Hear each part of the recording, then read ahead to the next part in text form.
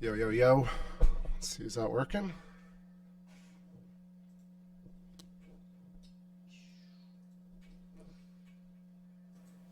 Yo, yo, yo. All right, let's see. Let me know if this is coming out okay.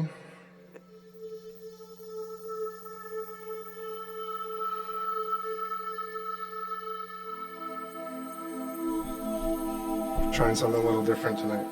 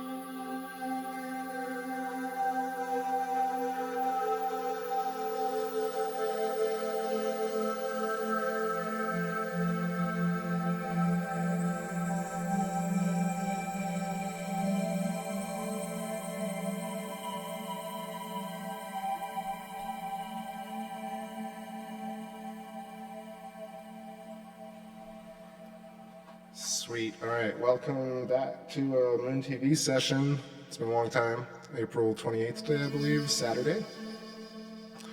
Checking out the almost full moon. It's 98% illuminated tonight, and tomorrow's going to be pretty nice and sharp.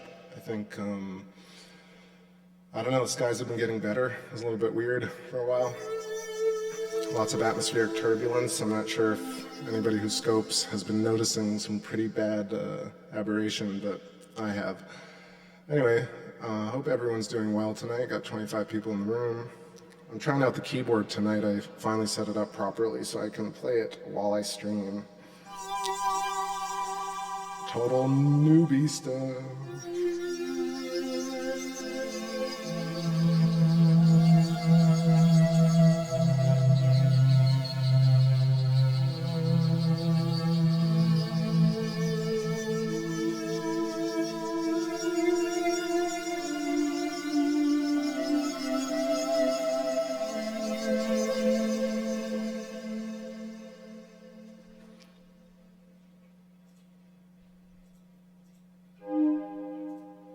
So I'm trying all these different sounds out.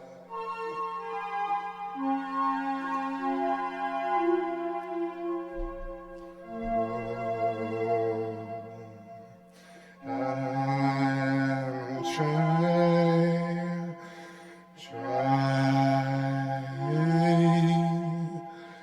I owe you a song. This'll be the first time. This'll be the first time.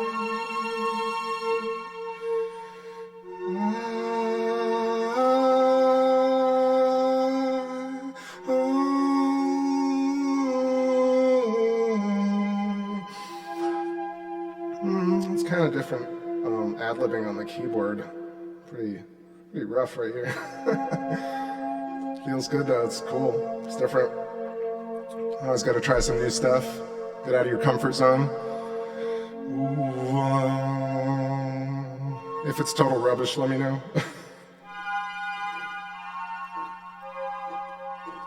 Let me see.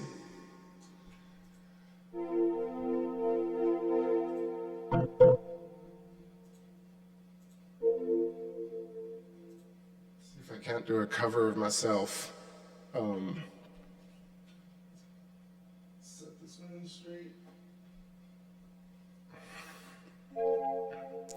Let's see if I can't read everybody. What's going on, Paula and Ash? We got ready to hit the hot fire. What's up, my man? What's up, Dagger Spells? Hey, Lunatic. Everyone else, Junkfinger Jimmy, what's going on? What else you got? Nibiru, something with Nibiru. Rob, Morgan Ellis. boys? What's going on?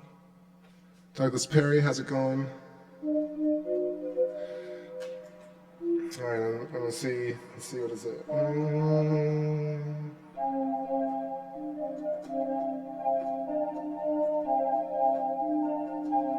Oh, boxes and boxes, your infinite toxins, all got something to say. Indestructible ideas are vanishing, aimlessly wandering away. The nation crawls insatiable into our nighttime activities, your liberties. What can you say? You're my sister and I love you forever. Say you're my brother and I love you forever. Say you're my sister and I love you forever. Say you're my brother and I love you forever.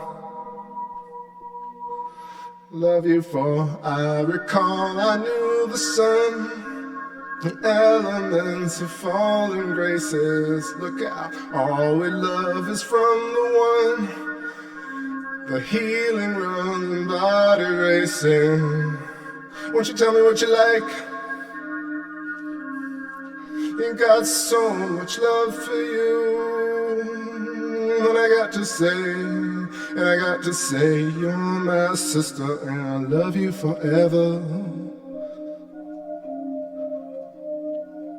Say, you're my brother and I love you forever.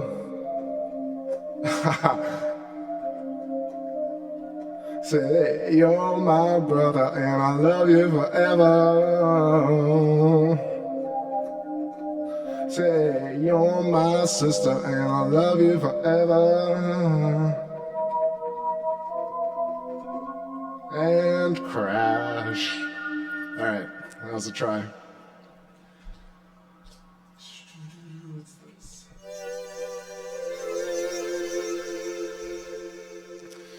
I've been looking at Jupiter every night, Junk Finger Jimmy. I've actually been doing something really interesting, which is using the eyepiece. Usually, it's just so funny how many hours I've spent doing telescope work, but I always have the camera on and not using the actual optical stuff that I bought. So it's been pretty nice just sitting, putting some headphones on, and actually looking at Jupiter through the eyepiece. If y'all haven't done that, I definitely recommend it.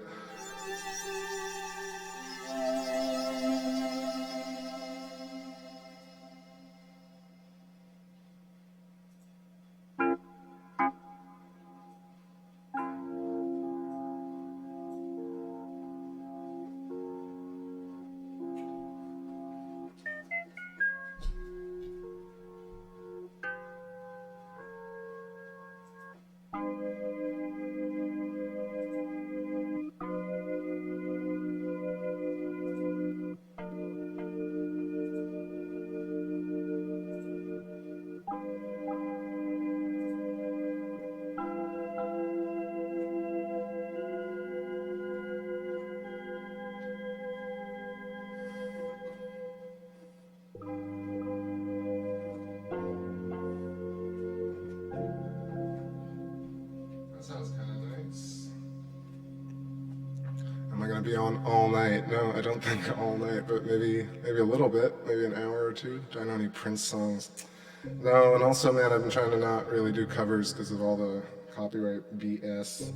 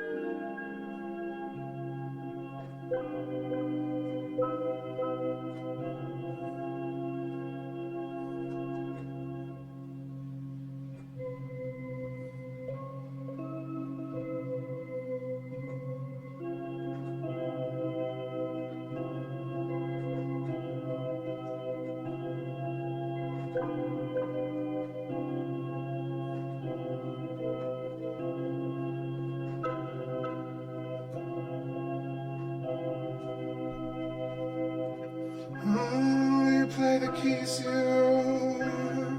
call the world a spot. Still my love would play for fallen love. So you didn't hear me though. We broke this world apart. Such a better day. We'll go all the way.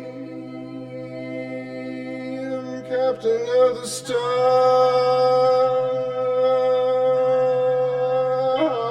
yeah.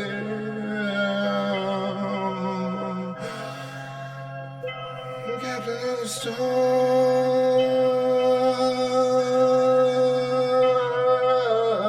yeah. Sounds pretty cool.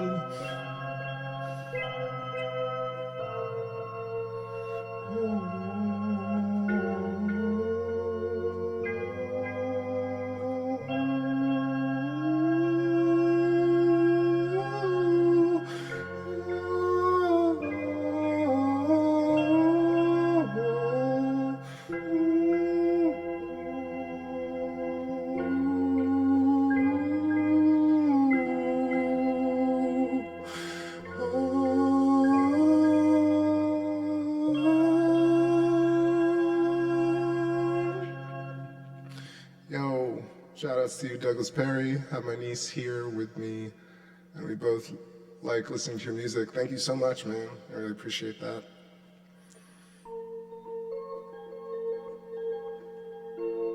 Yo, thanks for letting me experiment here, just fumbling around the keys, trying to see what it's like to play some of my songs through it. I'm thinking, what song can I transcribe easily?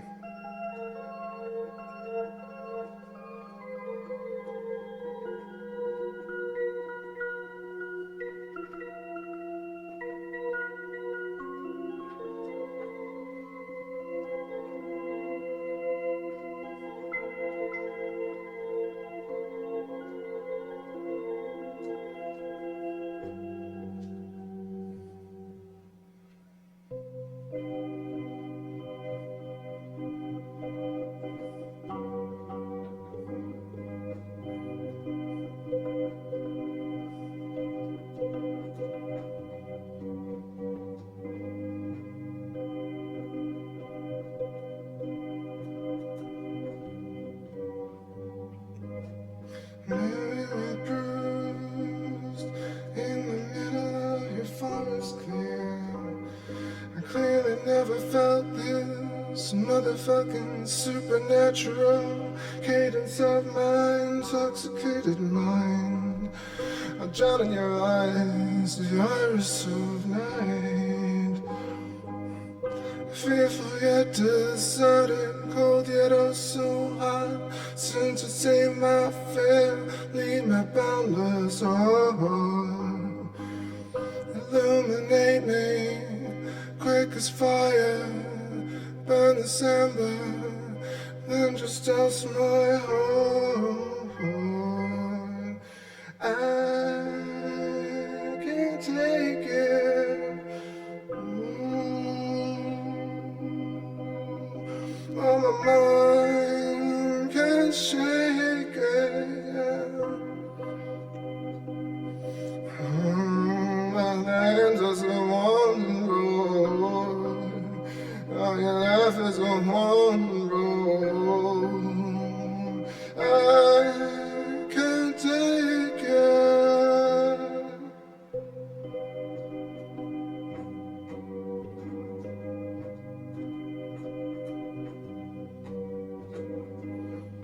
Live with no regrets. I trust to tell and forget. There's no escaping words. The world's worst tale told on your lips. It's only hips, youthful and innocent, but wary of waning ships and dread. Yet also vivid, Sicilius and ascending.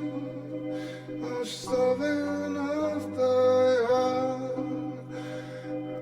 twisted children, turning stillness, pull me in this, don't forget this day. I can't take it, oh. My mind can't shake it.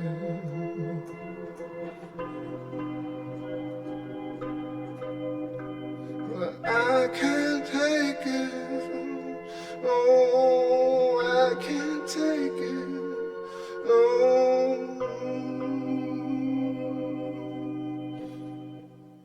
That's some really old stuff. Just in this moon, it's getting darker. What's up, peoples? All right, 8:11 p.m. Just hanging out, checking out this beautiful moon. It's looking real sharp tonight.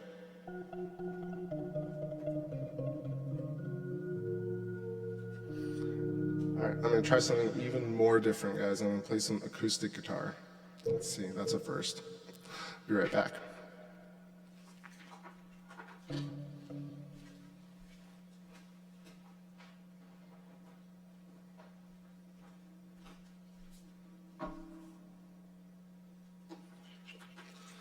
So I have to figure out how to do this and also talk.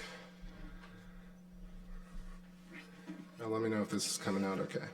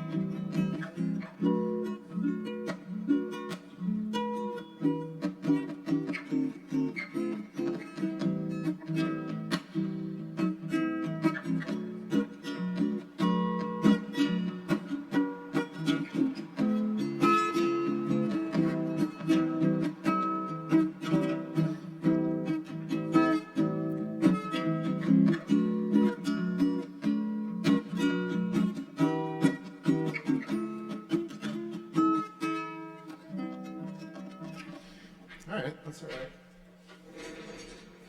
I'll probably have to sit for this one.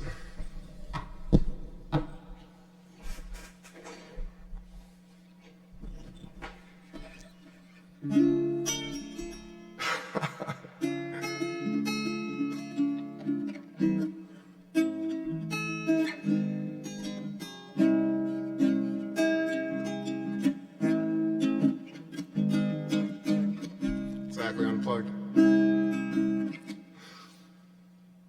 All right. Sun comes out, cutting right through the atmosphere for you. Your mind's made up, my dear. I spent a lot of time and my mind holds up.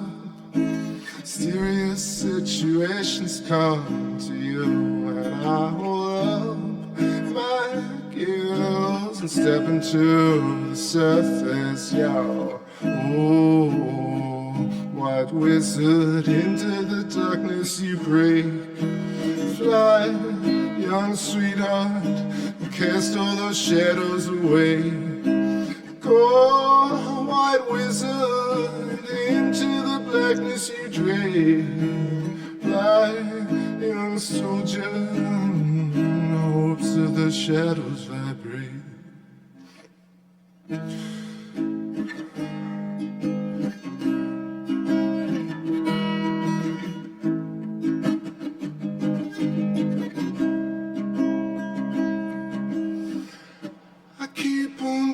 Myself back from the edge, but I got nothing new to say for myself. But I'm sorry, oh man, I'm not sorry. Keep on pulling myself back from edge, but I got nothing real to say for myself. But I'm sorry. Oh, babe, I'm not really sorry. I keep on pulling you back from the edge, but I got nothing new to hear from you say. So you're sorry. I heard that you're sorry. I keep on pulling you back from the edge, but you got nothing new to say for yourself. But you're sorry. Oh man, you're not sorry.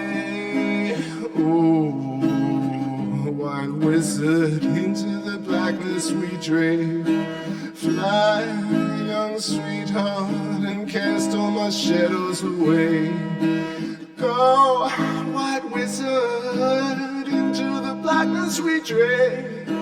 Fly, young sweetheart, in the hopes of the shadows vibrate.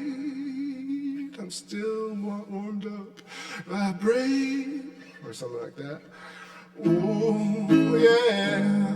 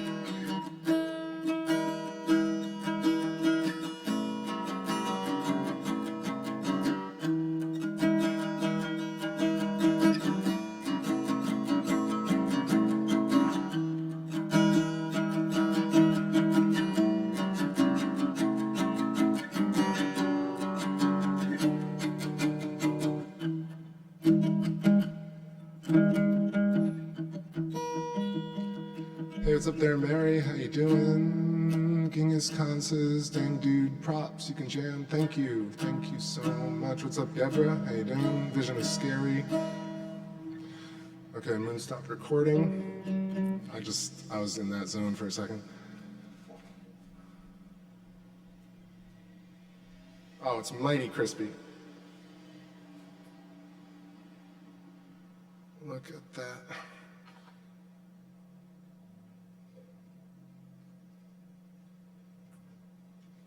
The face trapped in ice, top left.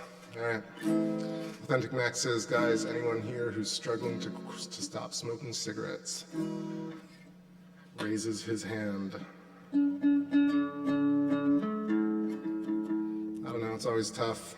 Kind of gotten it down to one here and there sometimes. But you have a new way about you. I'm gonna make up a little song or two for you. But wouldn't you know, wouldn't you know, wouldn't you know, wouldn't you know, I am lonely too. And I see you walking down, I see you walking by, but then I look outside, and I know that I had a cigarette in hand. I know that I had some hopes and dreams to mend, but I gotta discuss nothing.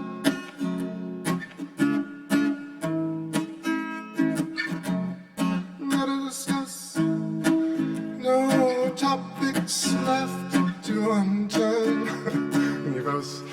vocal cracks. Oh, live on the street. I get a lime on the street. Don't you know what I mean? I live on the stream. Am I dreaming? Am I dreaming? Who knows it but me? Do I wake up now? Do I wake up yesterday? I don't know anymore. It all seems just the same. Am I really just dreaming? Am I really just dreaming? Because I must be. Someone pinch me right now. Ooh, ooh, am I dreaming?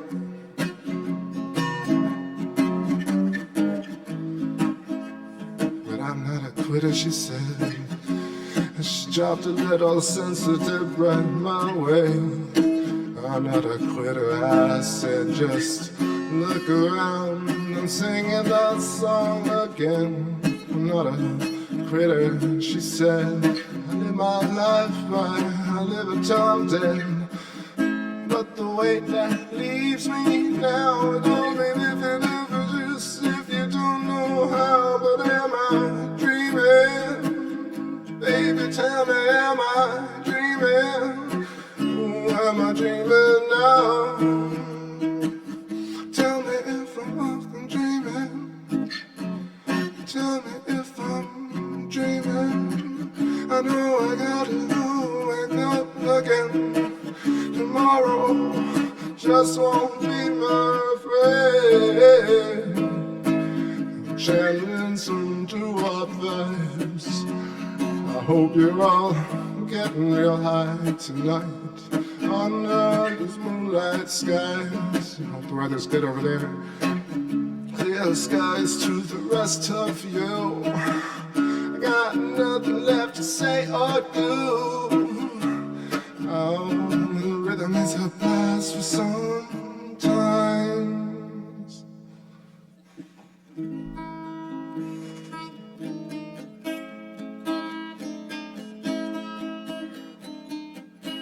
Powder from the wings of a moth. What's up, polar bear share? Polar bear stare. That's not polar bear stare. It's cold.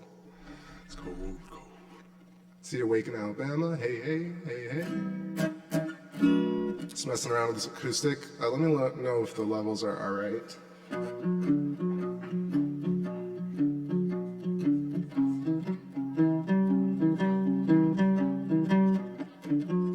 Yeah, acoustic is really ruthless with that. Like, you make mistakes, it is very noticeable.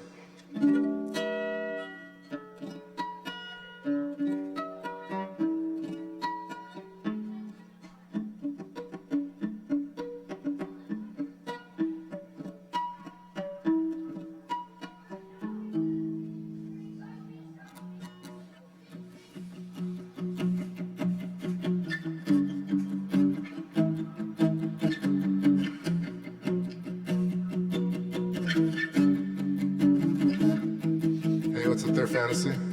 How you doing? That's what I said yesterday. So hey there, Fantasy, what you doing to me? I had a dream about you. It full of ecstasy. Oh, now Fantasy, go blue. Oh, Fantasy, I thought I knew. But in this world, you know, it was that blue, blue sky she told me. In this girl, you know, we fly through space, you're all behind me. Oh, Fantasy, you're all mine, and I need all my fantasy. I'll take it up in permissivity.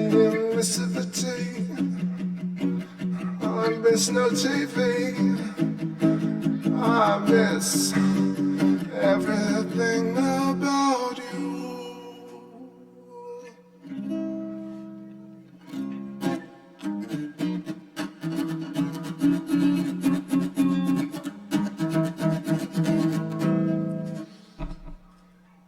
What's up there, P900 Cool Pics? Awesome footage. You are welcome. Level check, level check. Let's see. Genghis Khan says has a good immersive sound to it. Awesome. PPP. TTT.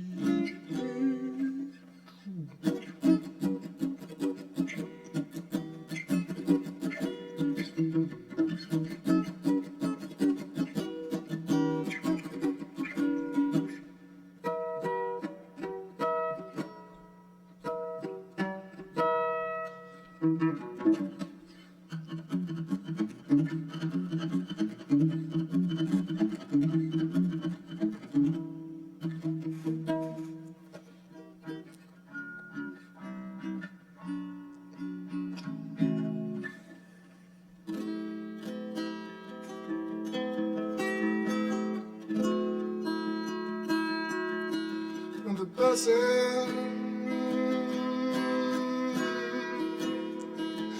overhead,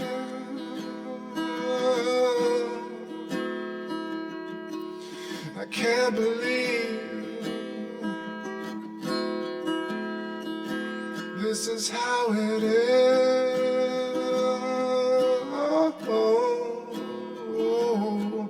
But fly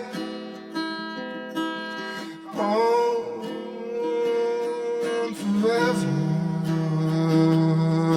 won't you fly on forever.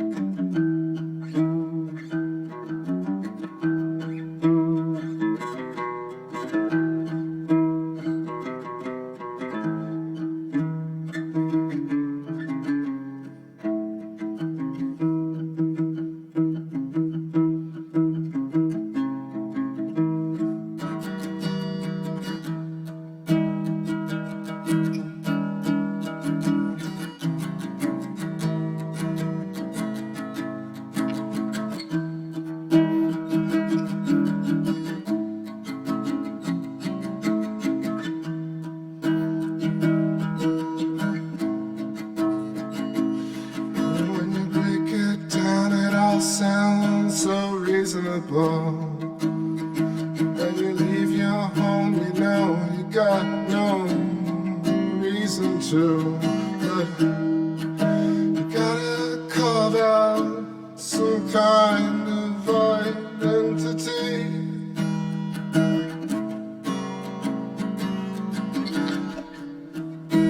Then you get your phones, and then your friends don't call, and your hat will not. That's the time you know you've gone down a rabbit hole. The wrong type of song, the wrong type of chord, and then you get stuck in a. Instead of saying, but you gotta say something else that doesn't rhyme. People expect it only the second time around. I think it's probably time for me to have a little breaky break. I'm gonna play some tunes in the background. Sorry, I keep smashing everything. It's quite tight. So let me know if you guys have a request for a song. Otherwise, I'll play something from the archives. There's Archive. And we'll get some moon views in there. I'll go and zoom in and do some stuff. It's dark enough. Lettuce and tomato.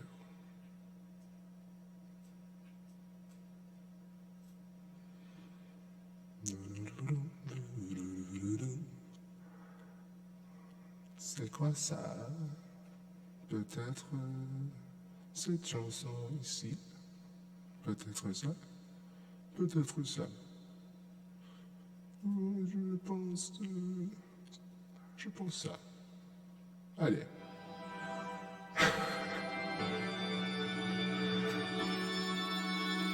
Alright guys, this is called The Anecdote. It's the first song off Captain of the Stars.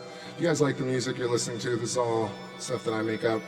It's out there on Spotify, iTunes, under TakeBackSpace. If you like the channel and stuff like that, go support it that way. Otherwise, enjoy this track, and I'll be back in a few minutes.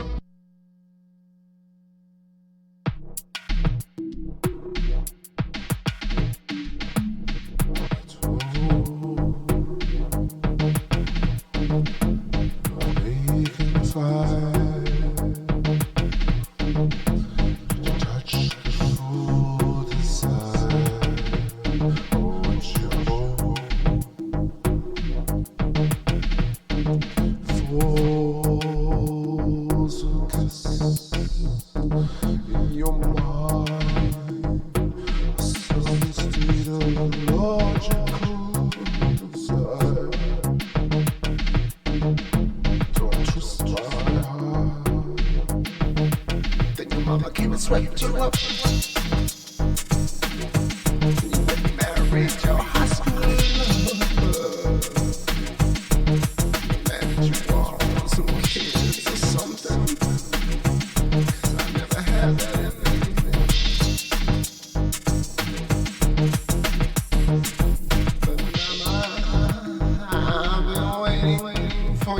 so long, yeah.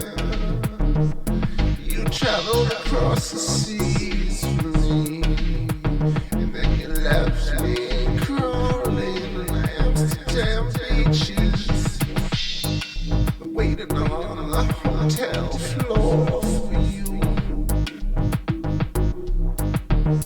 Then your mama came and swept you up. Then you went and married your high school lover.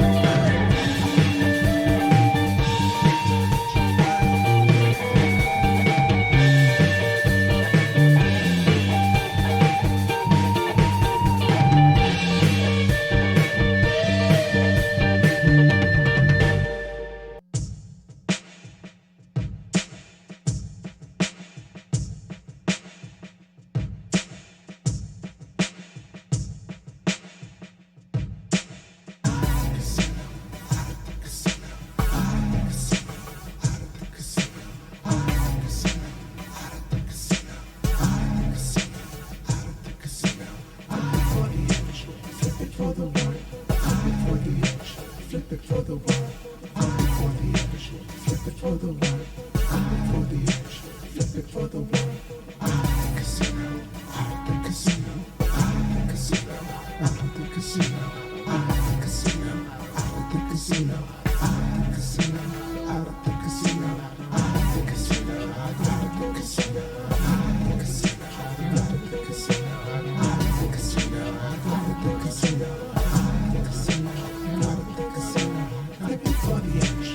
it for the one, flip it for the edge, flip it for the one. flip it for the edge, flip it for the world, for the edge, for the edge, flip it for the world. Tall tales from the barrel downstairs. So I find you a little room up here. Tall tales roll downstairs. So I find you a little room up there. Casinos hold you to the casino. Out of the casino, out of the casino. Out of the casino, out of the casino. Out of the casino, out of the casino. Out of the casino, out of the casino. Out of the casino, out of the casino. Out of the casino, out of the casino. Out of the casino, out of the casino. Flip it for the edge, flip it for the world. Flip it for the edge, flip it for the world. Flip it for the edge, flip it for the world.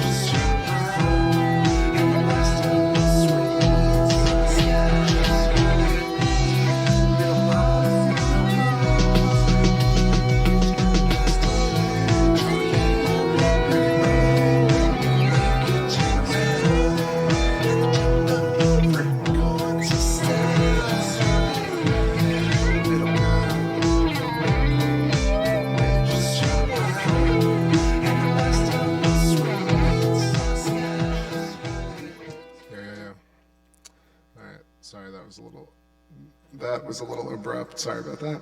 Okay, so just wanted to indulge in some of this chat because I really like talking about the moon. I know a little bit about it, not that much, but just enough to talk about. That's the guitar humming. Gosh, I hope that wasn't the whole way through. All right, so what's going on, peoples? 8:55 p.m. Doing Moon TV again. It's so strange. It's been a long time. I've been real busy. I've been scoping, but just kind of looking through the optical piece. Like I said, really different type of experience. Let's see. So Authentic Max says, can you take us to that place or show us that place? That's part of the question of what do I find? What is the weirdest thing that you spotted on the moon? Thanks, TakeBackSpace. So, I've seen a lot of flybys and recorded a lot of them on stream, off stream. If you look in the archives, I label them pretty well. Let's see. But things that are on the moon, for me, are the weirdest things are like the features. And I just pulled it up and gave us a wide shot right here. I got the camera set to, there's no focal, no, I do. I have an f6.3 focal reducer and a CPC 11 telescope. We're looking at an almost full moon coming up in the east. It's about 20 degrees altitude. We got a 4K resolution shot on this, just so you guys understand like what we're really dealing with when we look at the moon, which is pretty freaking fascinating. Let me reduce some of this reverb on my voice, sorry. All right. So yeah, all right. So top left, I'm just gonna kind of talk it out. So top left corner, got the dark areas. Those are called the mares, Maria, I guess, plural, and they're the seas of the moon. And top left is the darkest area, that little ring, that's Mare Crisium. And you got Mare Fecunditatis to the right of that. Then Mare Tranquillitatis, which is Sea of Tranquility, to the left of that. The third dark spot to the left, that's Sea of Serenity. And then as it goes down to the bottom left, the 9 o'clock position, this large kind of area, this Procolarum basin, would have Mare Imbrium. And circling it, you have the Plato crater, which is the black dot, almost at 9 o'clock exactly. And underneath that, you got Sinus Iridum, which is the kind of C shape cut out of it. And then as you follow that trail down, you'll see this really interesting formation of three craters, three features, I would say.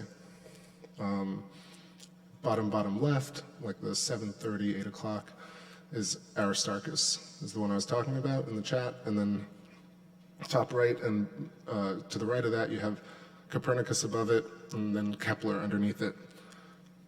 Excuse me. Hey, what's up there, Vicky? Good to see you. Let's see. Mascula 469 says the wave effect is from the atmosphere, right?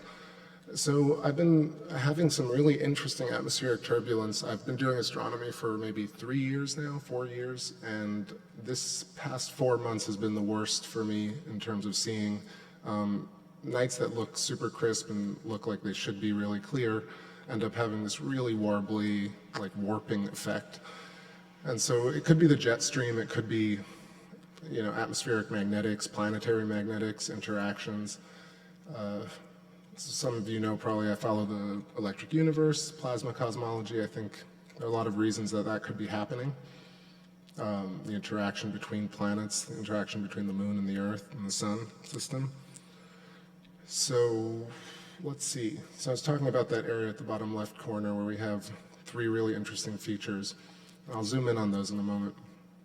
At the very, very bottom, you'll see that that part really looks very sharp because it's probably tilted, librated towards us, towards Earth at this moment. And the super duper large feature right here in the center is Tycho. I hope my audio and video is syncing up for you guys. So you probably know this is a very famous feature. It's visible from Earth with the naked eye, about 95 kilometers, I believe, across. But I don't really like putting out numbers because I'm not really sure. And yeah, Tycho has some really interesting features, one of which is the kind of like finger through butter mark that goes all the way from the center of the crater actually from the rim of the crater, kind of leftwards, kind of entering the Oceanus Procellarum, and then, let's see. So the trifecta of craters, I'm just looking right here. If you guys have any questions, the chat room has just gone dead. It's like giving a lecture in a chat room. All right. So let's see. So we have impact craters on the moon that, of course, look like impact craters. It seems like there are craters that are made from electric discharge, interaction between bodies, and super interesting features, I guess, for me as well. Okay, guitar, I get it. Thank you. At the very top, you have Mare Crisium. Underneath that, you have this very hot white. Actually, I'm going to kind of zoom in right here. It's like the rock star. What? What?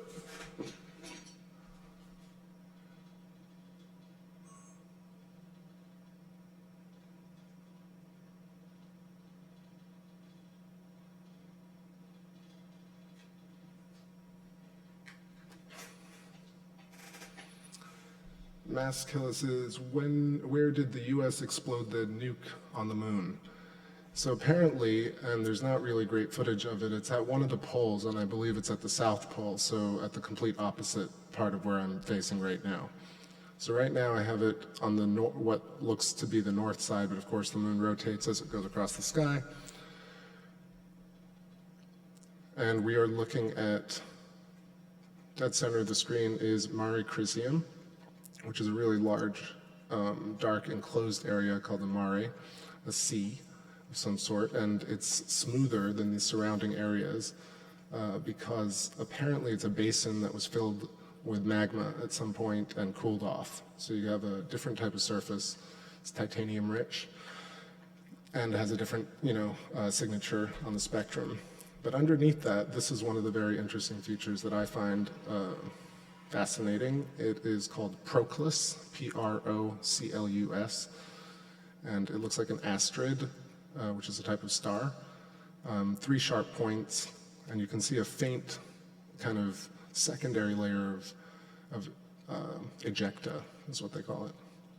Sounds pretty kinky. Crater ejecta going down towards this other interesting feature, which looks like a couple of letters, like high inverted, and it's always kind of lit strangely. So it's either catching the shadow or catching the light in an interesting way, or it's actually glowing for some reason. Let me know if I'm boring everyone to tears. Just going through a couple of things. So that's really interesting to me. I've said it interesting 1,000 times. And getting up north, and this is what's great, is that there are certain times that we see the moon in different phases and different years where it's tilted ever so much one way towards us. And right now we're seeing a lot of this great region right next to Mare Crisium, names of which I don't really know, but I find this part crazy looking. Looks like backbones, like a melted away structure, but it has a lot of geometry to it. There you got a clear shot right there. It's also nice to get a clear shot of this. And then you get a very sharp, interesting kind of backlit feel of the moon to the top of that. So if you see it kind of dims out towards that crater, and then you kind of get a very sharp horizon. So I like that part a lot. This area right here, I think this is Mare Frigoris. No, I'm mixing up my mares, but this area, lots of interesting ejecta, striation. It looks like ice being cracked. A couple of them have long, trails, as if they landed and kind of rolled for a little while. And these things apparently are extremely long. I mean, these are like 50 plus kilometers, or more even. Other areas as we go down to the right, coming up around Tycho crater, Tycho, named after Tycho Brahe, one of our ancient astronomers, one of our old astronomers, right in the records, of course. And factoid about Tycho Brahe, besides, this crater being named after him and him discovering many features on the moon. I mean, they came first, so I guess you can name things if you're there first. But he had a fight with somebody, or a duel, and his nose got shot off, and he ended up replacing his nose with a golden nose. And so Tycho Brahe's golden nose always resonated with me. This is that marking I was talking about. Feels like, always reminded me of, you know, finger through butter. And it kind of trails off right at the kind of base of Mount Tycho.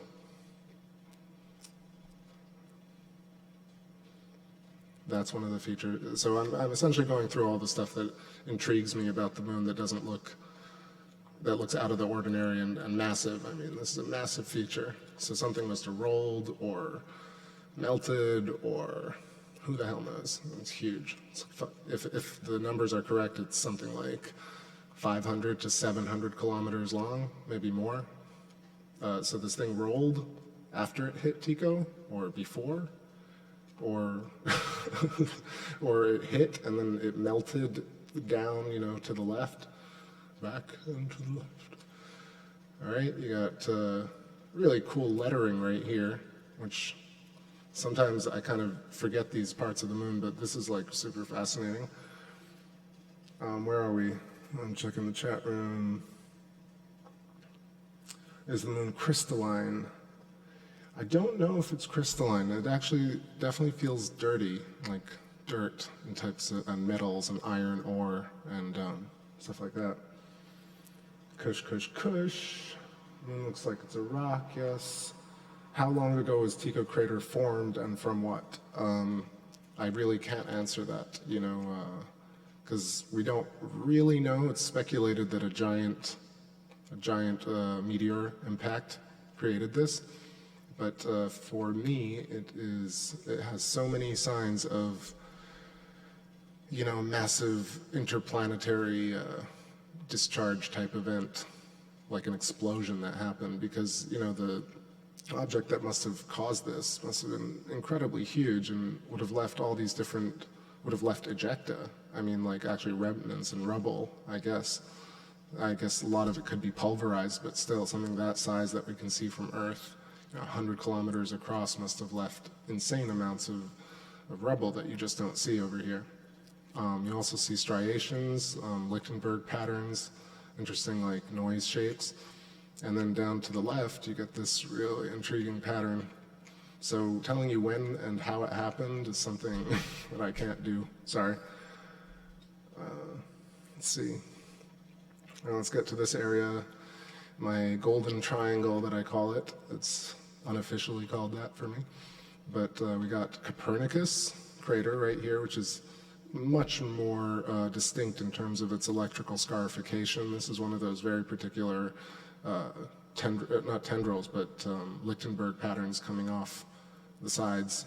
This is the stuff that Electric Universe talks about on Mars and on Earth, and these striations are very, very clear. And they definitely don't look like impact ejecta because of all they just look like lightning bolts and tendrils. So Copernicus, similarly to Tycho, is in the 100-kilometer range across and about 5 to 8 kilometers deep, is the popular opinion. I'm not sure. Underneath that, we're looking at Kepler. Copernicus, named after Nicholas Copernicus, another ancient astronomer. Underneath that, we have Kepler, also named after another astronomer, Johannes Kepler, one of my favorites, or at least as far as I know that he existed, my favorite.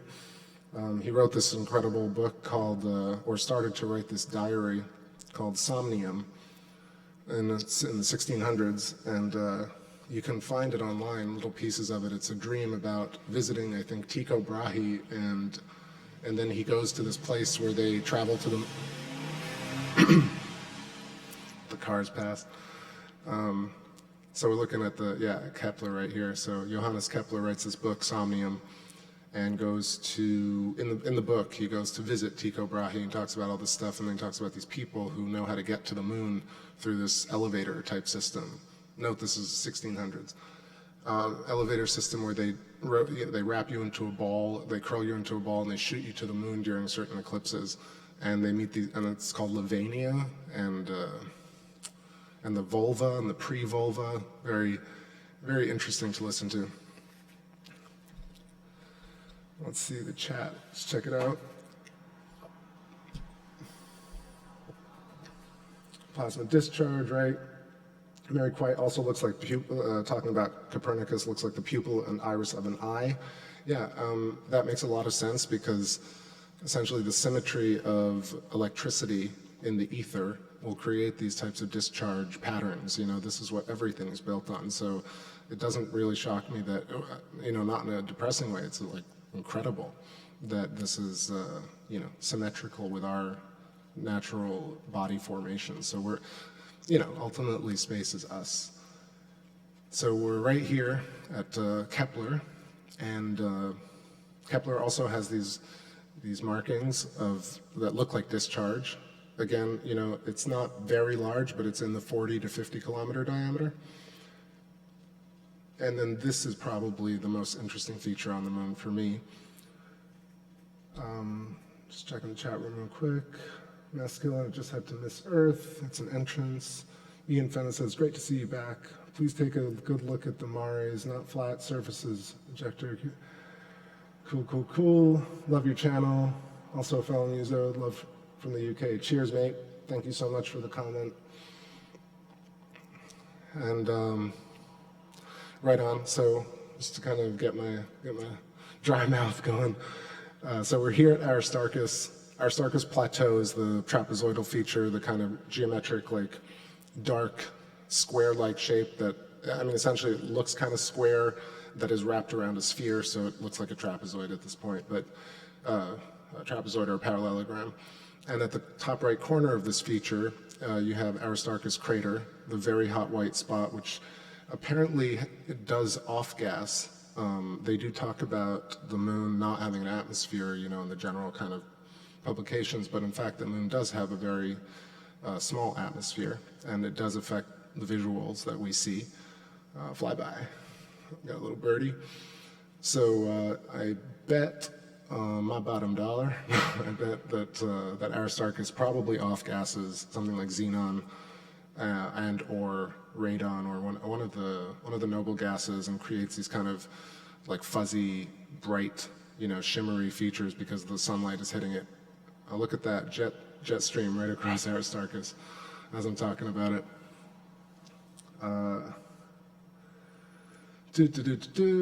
So Aristarchus, how the hell is that? You know, that's where it goes crazy. I'm like, all right, crater maybe, but this basin, you know, around it is this flattened area which must have been knocked out, right, by the giant impact. Then you have the mares filling up around it. I mean, obviously it's striated, but you can definitely see the mares. So around it, you have these mares, so somehow it's a floating piece, you know, it looks like a raft almost in the sea. This sea that we're talking about right here, this is Mare Imbrium coming down, and I want to say this is this larger mare area called the Oceanus Procellarum, if I'm saying it right, which is just the large kind of huge basin that's cropped that encases all of these features. So we got Aristarchus coming up. That one for me is probably the most interesting. And then as you go up, this region I really love at certain areas. Right now it looks pretty cool, but on the setting crescent, usually at 3-4 a.m., you got this feature right here, which is called Sinus Iridum, or the Bay of Rainbows. Apparently this is where the Chang'e 3 rover landed, the north portion of this area, the C-shaped ring cut out of Mare Imbrium. And then as you follow up, you'll see dead center of your screen, the dark spot, you know, kind of freckle. It's actually kind of a small mare, small sea, called Plato. What's up there, Deborah? How you doing? And let's see, DCCC. Sorry if I'm doubling up, I'm not sure. Sometimes I get too deep and I'm not sure who I said hi to, so if I doubled up, forgive me. All right, that's kind of a little tour of the moon. I've been studying it for a while now, and I feel like I have a better sense of what's going on in terms of what the features look like, how they look at different times, definitely encourage anybody to get a telescope. If you have a telescope, set some time for the waning phases that start around 2 a.m. I mean, it'll be happening as, after the full moon, you have a few days of a waning gibbous, which is really, it'll probably kind of be clouded up. But then after kind of the last quarter moon, you start getting these very, very interesting views of this region, the Sinus Iridum Bay of Rainbows. It really turns into this very, very high mountainous feature, and you get to see lots of details, way more than you see now. Similarly with Aristarchus, you get a much flatter view and a much larger view of the crater. So the reason these features are interesting, so I'm not just talking shit, is because, they are postulated to have been created through this heavy bombardment and light bombardment phases in the, 4 billion region. I would say maybe, some speculate that it's 13 billion or 20 billion, even older than the Earth. However, for me, it's quite fascinating to see how little data there is about the moon, before 400 years. And even a few thousand years ago, the writings about the moon are not the way maybe we see the moon today. Let's see. All right, I think I need a little breather because I kind of got to get caught up talking about this. But I hope you enjoyed that, and let me know if you have any questions in the chat. I got a couple more minutes before not a couple more minutes, I mean, I'll stick around because I know there's a lag.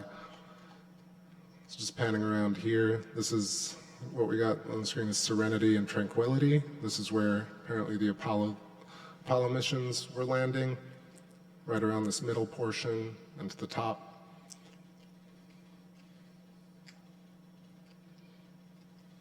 Again, a good look at this.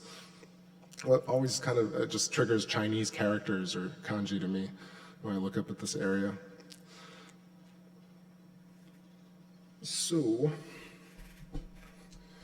maybe let's get back to some music. 9:17 p.m.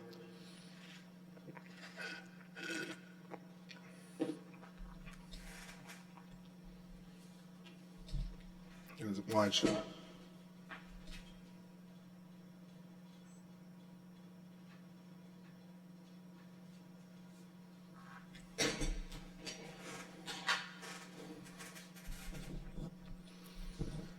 Awesome, Authentic Max. Cool everybody. Thank you for that. I appreciate everyone listening. All right, let's see. You guys have any requests?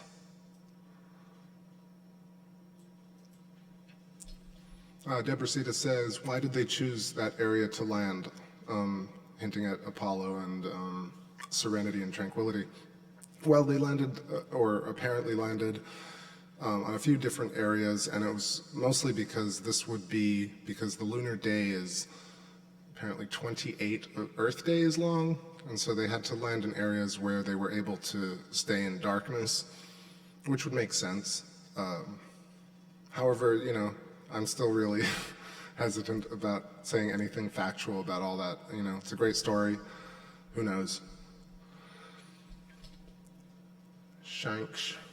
Maskilla 469 says, have you ever seen the video where a triangle craft comes to the ISS and they cut the feed? Seen a lot of that stuff. I've definitely seen a lot of things falling off rockets and the ISS falling from 200 miles in the atmosphere, 200 kilometers. Things look like they have a life of their own because they get sucked into this kind of gravitational pull. And so it feels like a lot of those videos look like pieces or, like debris flying, but they kind of catch this wind and so they look like they have their own flight trajectory, but it's actually not really anything.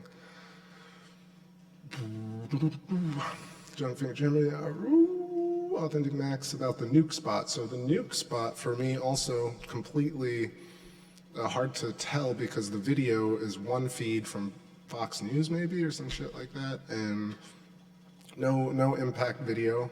They just say it happens. I guess it's too small to see, and they did it in a place that is impossible for an amateur astronomer to get a shot of since it's completely south. Yeah, it's in a dark, completely unlit crater, You know, same type of room that they craft our laws in. Bonjour de France, ah ouh! Ouais, ouais. Ça va, mec? Cool.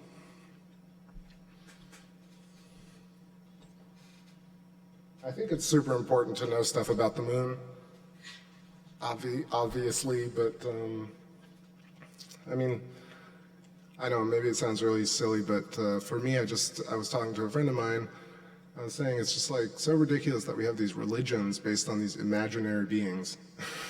This imaginary old guy with a beard, that's our God, but you actually have a real God in in this body that creates tides and moves tides and ovulation cycles and probably fucks with the weather, probably even creates weather on Earth. You know, an actual visible God in the moon and the sun. And yet we have religions all across Earth that are about invisible people. It's incredible to me. It's just the height of it.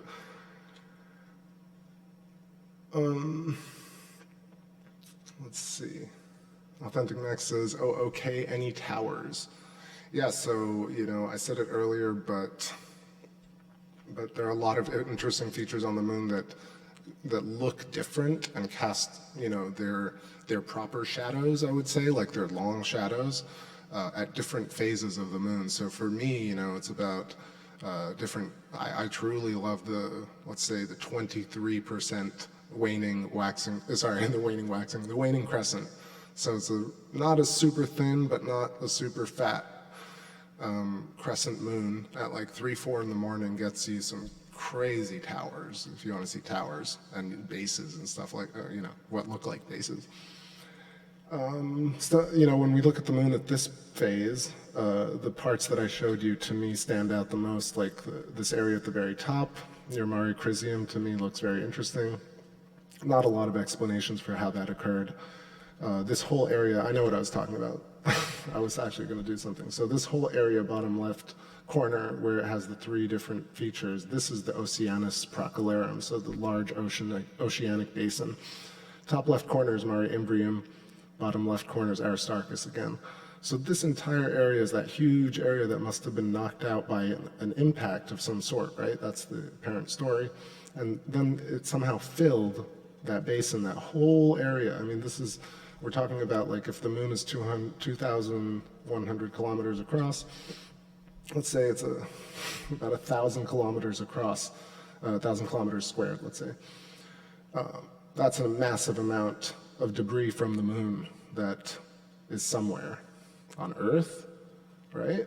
Like possibly in space. You know, all these mares are hugely deep basins. I mean, up to the word of 500 plus kilometers. Let me check the chat room, sorry. Loving the info, cool man. Authentic Max says, some say the towers on the moon, have you noticed any? So I said, yeah, definitely lots of cool features that look like towers. Really hard to resolve, you know, with atmospheric turbulence and the size of the scope. Jacob Kibe says, you probably talked about it on the stream, but what's your opinion on structural anomalies, i.e. ringing hard metal shell, unique orbit rotations, etc.? So I've kind of been talking about that. I mean, excuse me. So the ringing, I guess that story is from "The Moon Rang Like a Bell" is the quote, I believe. It's from one of the astronauts' books, and they talk, or I believe it's Gene Cernan's book, or maybe Buzz, or maybe Neil Armstrong, but one of them said it rang like a bell when they landed, I assume, and that's really hard to gauge. And also there's no sound in space, so I'm not sure like where they were getting these, either that it felt like a vibration, but I don't think you could have heard anything, apparently. So I'm not sure about the ringing. Metallic, you know, we're looking at the moon right here, and to me, it definitely feels ferric. It feels like there's iron. It feels definitely like there's titanium. All the spectrograms from Earth, you know, reveal that the Earth is very metal heavy, and you know how I like metal. So corny. So hard to crack a joke when you're really fucking serious about something. Yeah. So the moon definitely has like a lot of metal. It wouldn't shock me if it actually rang. And I believe that the moon probably creates its light and everything because it vibrates. And simply because we have this understanding of the moon being this dead creature or this dead planet. But it's simply a narrative that is really, that actually, you know, all the things that we see, that we observe scientifically about the moon seem to point in the other direction.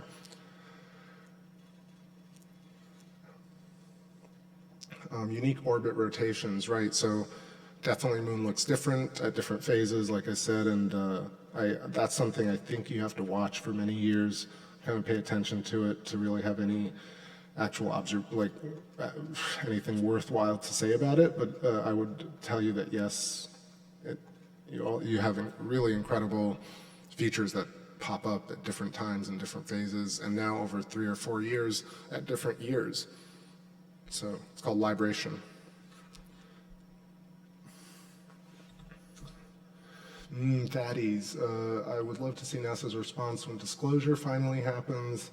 Very unlikely that anything like disclosure will ever happen.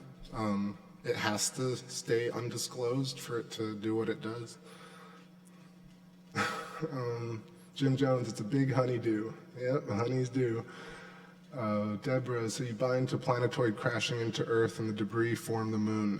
I don't actually believe that necessarily, but I also don't know how the moon was formed. I think that the moon might have been smoother, is a deduction I've actually made on my own. I feel like definitely some sort of scarring happened, so feel that maybe even if the heavy bombardment period is correct and the mares were created that way, that there's definitely electric discharge between either some passing body, a comet, or Earth and the moon. Likely the Earth and the moon. Because now it's at this very perfect distance where, you know, it moves the tides. I mean, it moves all the oceans on Earth. You know, this object that, you know, was deemed dead and no atmosphere and all this stuff. So there's a really interesting, like for me, you know, you could go down the conspiracy rabbit hole of they want you to think that the moon is really uninteresting and boring and settled science. That's kind of why I do this, because it seems like it's really not settled science. Our last missions ended years ago. LRO hasn't taken a new photo, I think, since 2012. The magnetics from the moon, the analysis was just done. It's really unbelievable, the stuff that I forgot the name of it, but they did a magnetic orbit of the moon where they read the entire surface, mixed with the LRO images. I mean, we have a radical new understanding of the moon that's just sort of mythologized in the news. So it's really not the news that's probably going to reveal new sciences. It's probably going to be people like us on YouTube telling people about the new plasma cosmology. I know I've said that before too, but it makes a lot of sense. Kind of gets a lot of the stuff out of the way. If you're interested in relativity and reductionism, stuff like that, settled sciences and breaking that apart, you know, check out The Electric Universe, check out Pierre-Marie Robitaille, Sky Scholar. Stuff that I, you know, far above my head, but definitely much more understandable than scientists puzzled by everything. Other thoughts. Debrasita says, but the moon is moving away from Earth. Yes? I don't know, but then libration kind of, you know, it's, I guess, moving back and forth, you know, in the perigee and apogee. However, what was I going to say? So overall, apparently it does move away at a few inches per year, but think about it like this. If the moon's been moving away for how long, at one point it must have been really close to Earth, right? So that's really incredible. Like, when did it start moving away, or what orbit did it start in where it started its orbit? You know, these are like chicken egg questions, but definitely not, you know, settled for me.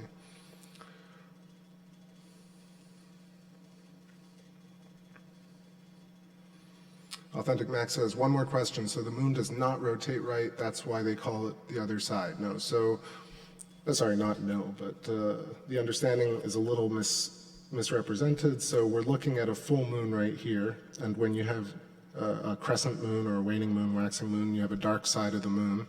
That is actually called the dark side of the moon. That's what Pink Floyd was referring to.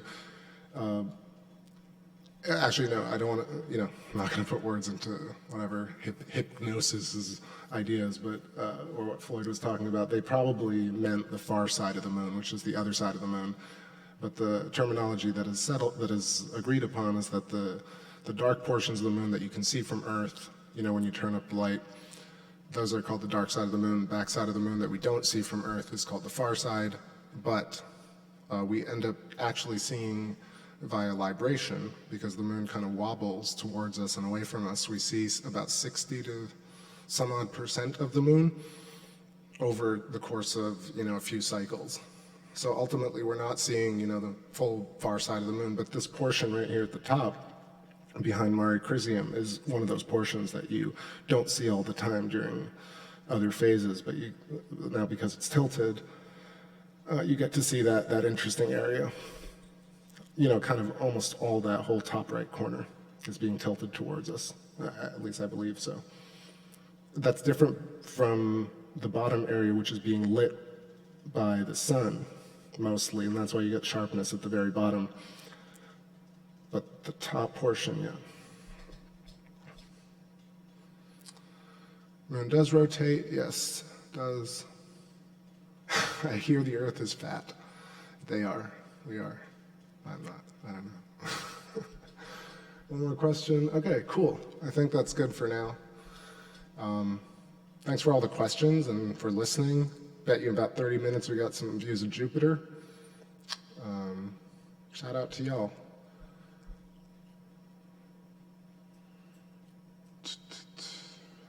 Moon's interesting, man. Like, they should be teaching it in school. It should be like community stuff.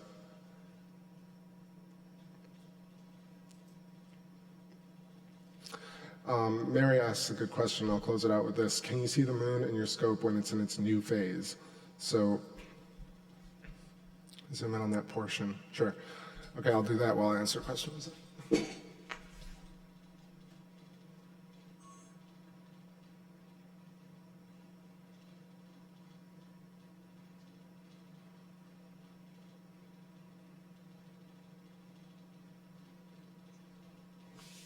All right, this is the portion near schoolhouse talk. Gun creep, trip me out.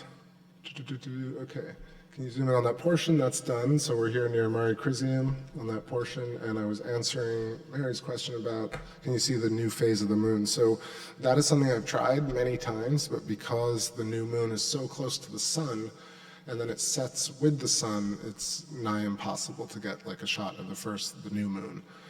So if anyone tries and gets it, amazing, but it's very unlikely. The closest I've gotten, obviously was, well, I guess I shouldn't say that. I did catch the new moon. The new moon was the eclipse, I believe. Yes, it had to be. So the eclipse, we caught the moon that was with no phase. So if you look back at the eclipse video from August, you'll see the kind of edge of the silhouette of the moon. That essentially is what you would see if you could see a new moon, but impossible so far.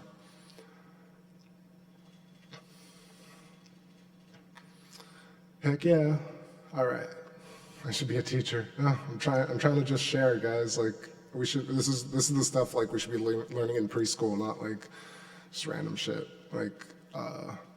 I don't know, right? Am I crazy about that? Like, this should be basic knowledge for everybody. Like, we should know about our moon and our sun, like what they're made of, where they're from, like how they are here, how they create weather and affect the earth and our consciousness. Like, I don't know. How are they so, like, it's coincidental that they're perfectly the same size and circular, like to geometrically, incredible proportions, statistical anomaly type stuff.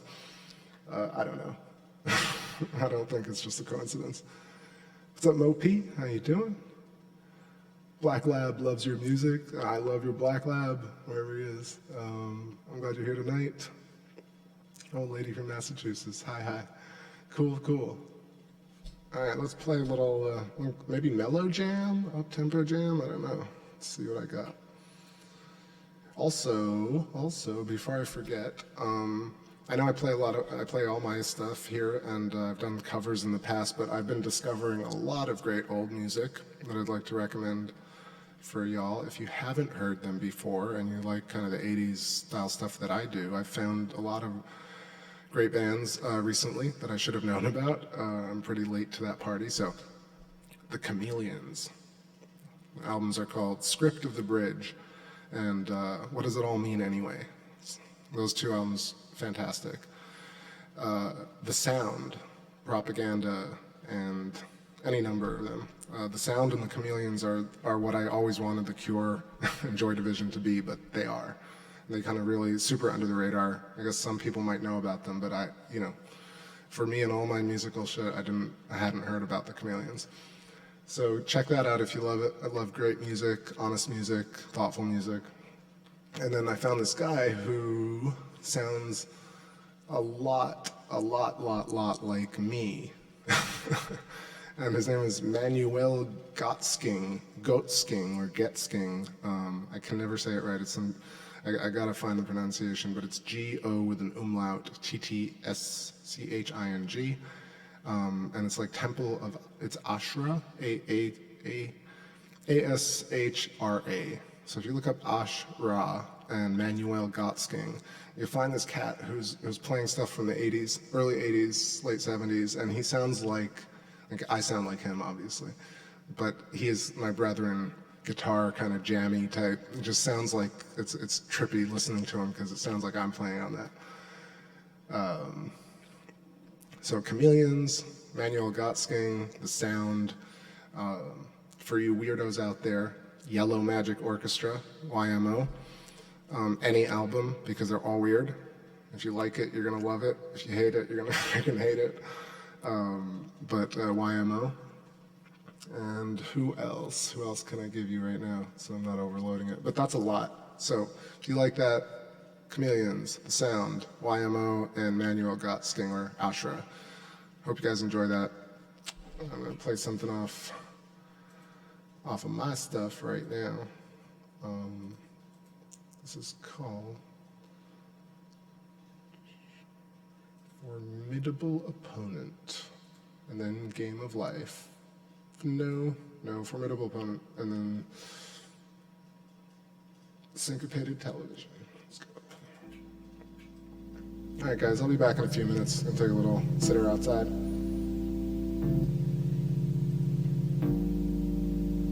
I was a child in the 80s. The cold 80s, the dark Reagan 80s.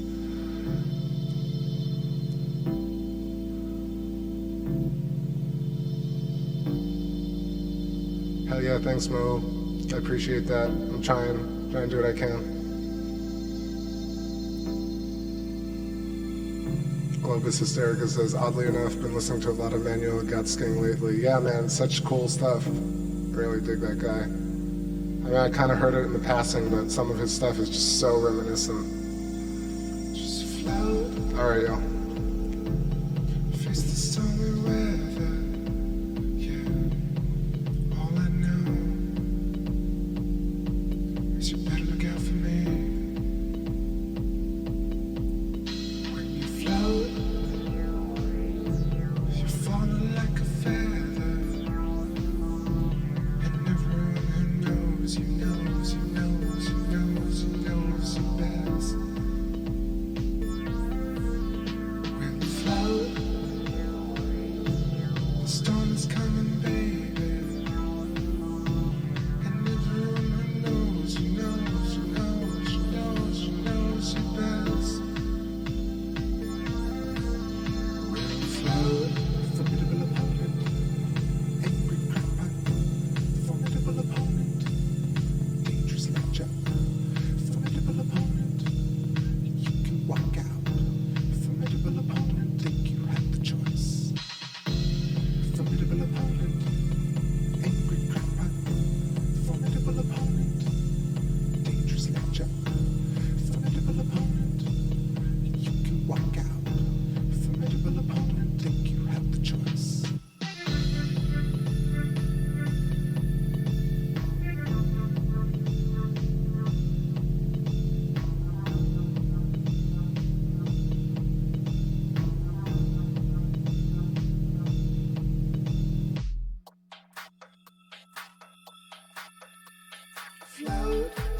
is calling, a souvenir, as soon as rescue, I will remain. Left fixing the phone, mixing your liquids, now you're left for dead. Just pay your debts. Float, the moon is calling, a souvenir, as soon as rescue, I will remain. Left fixing the phone, mixing your liquids, now you're left for dead. Just pay your debts. Float, the moon is calling, a souvenir, as soon as rescue, I will remain. Left fixing the phone, mixing your liquids, now you're left for dead. Just pay your debts. Float, formidable opponent, angry crackpot, formidable opponent, dangerous lecture, formidable opponent, you can walk out. Formidable opponent, think you have the choice. Formidable opponent, angry crackpot, formidable opponent, dangerous lecture, formidable opponent, you can walk out. Formidable opponent, think you have the choice.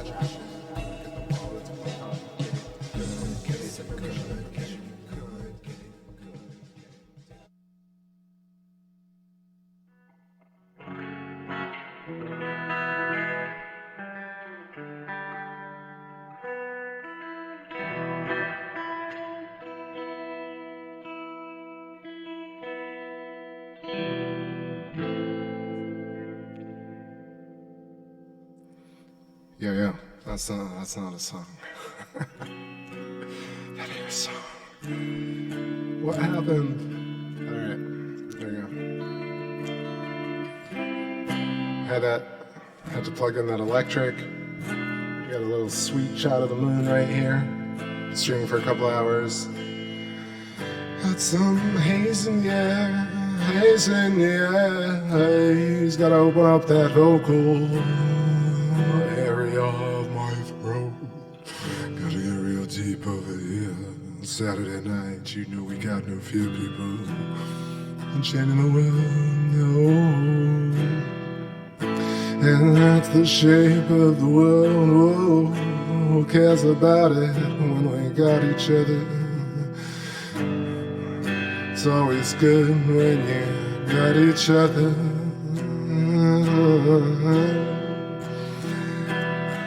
You got noticed some clouds across the moon. But it won't stop us from yelling out this tune. No. Would you say you are? Say you're so? Would you say you're so? Oh, just tell me now. Would you say it like so? And can you sing it like so? Don't you know that we got soul? Yo, peace out, master killer. Have a good night.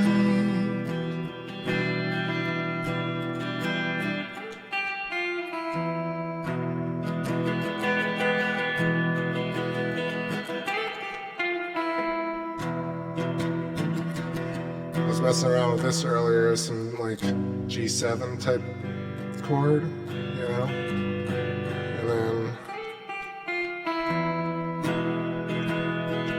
some E major right there.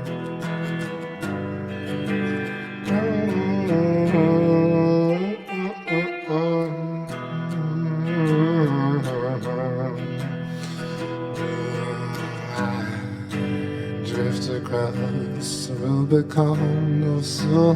My kid has been formed. I don't know where I was born. Was it here? Was it near?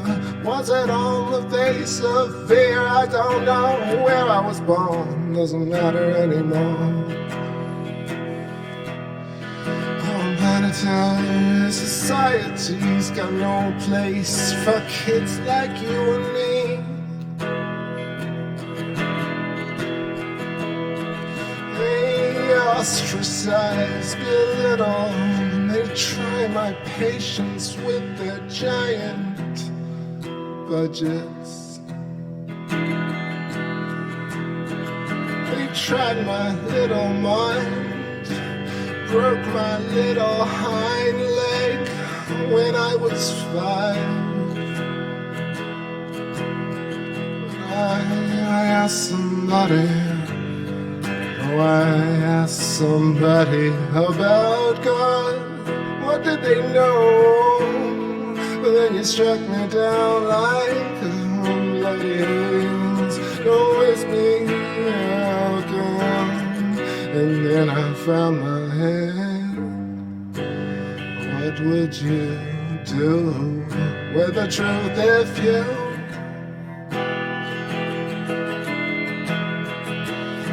It's like riches never come true to anyone like me and you. But the wealth of belligerent sin, oh, don't make me begin. Tell you my history, tell you my love. I don't care about history, don't fear about home. Don't care about history, I just care about now. I don't need no future, I need no home. I don't need no more.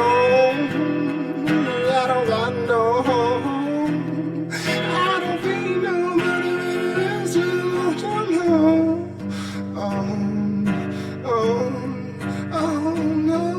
No. Your voice cracks. Shit. I tried. Alright, bring that moon back around. Try and get deep into that kind of loose songwriting, get those ideas out. Just gotta live. So you gotta go live if you're a musician.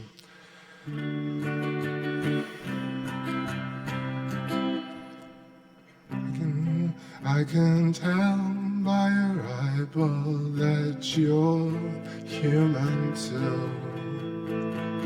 I can tell by the shape of that green leaf what you're smoking. What you're smoking, I can tell by your eyeball where you're from, that you're human. Where you're from, what planet do you believe in? I can tell by your eyes that you're mostly human. I can tell by your mom, I can tell by your brothers too, what you're gonna do. I can tell by your eyes what solar system are you from, sister are you from, and I'm a rolling yellow face in the dirt. I got sweat coming out my eyeballs. I'm a rolling yellow face in the dirt. I'm rolling out of my eyeballs. that eyeball song, that eyeball song. Eyeball is flat, eyeball is song, inside and out. Eyeball is song, inside and flat. I don't know anymore, who cares anymore? What shape you're from, what country you think. I don't know anything about you. No, don't you wonder what it's all about? No, don't you like the chord shift I just made?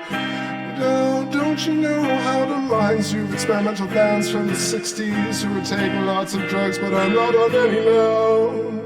Not on any now. At least not enough to copacetically create for you melodies and noteful hues. Songs that sound like my other songs, songs that remind me of other people's songs, songs that were written by people in the 80s. I have no idea what I'm saying. If it really strikes a chord with you, oh, let me know if it just will do. Probably my neighbor thinks I'm crazy, I know she thinks I'm crazy. I'll probably have a smoke or two with you tonight. I've been wasted once or twice with a lover thrice. She broke my heart, they left together. Now it's no snowy weather. Thinking my mind was created to satiate my pain, elevate the world from my negative emotions once again. Chord modulation so funky with red breaking windows across ad-libbing words that sound wonderful together, like you and me, like you and me.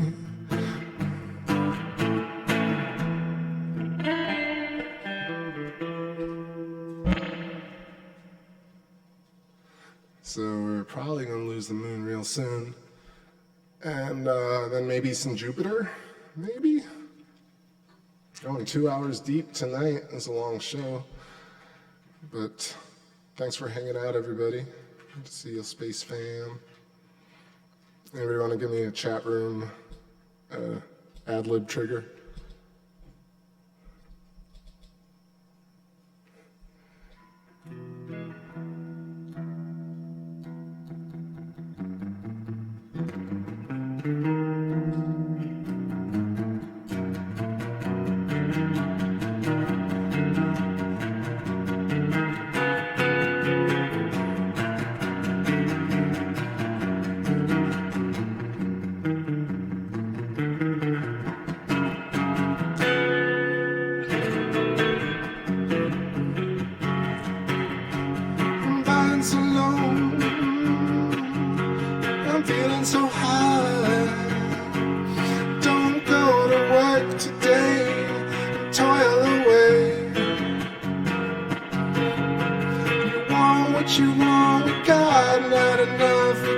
Solve the riddle. We're flying so low, we're feeling so high. I'll stay in bed today and let it away. Oh, your mama don't care what you've been doing with me. So who is the real one? Who has the will now? I was the hunter. You gather the stone to do all the voodoo you do. You want what you want, we got not enough. We can never find the middle. So I know what it means to shine, counting up the starting line. Never seem to look so fine, never seem to find the time. You know I had a friend in mind. I know what it's like to kick around the second part of it. Oh, you wanted it. I know what it means to shine. You know what it means to kick around the second part of it. Oh, you wanted it. So who is the real one? Who has a will now? I was a vulture, gathering stones to do all of the what you want, you got not enough. We can never find the middle. I'm flying so low, I'm feeling so high. Oh, don't stay in bed today, it's toil away. Oh, toil away, toil away.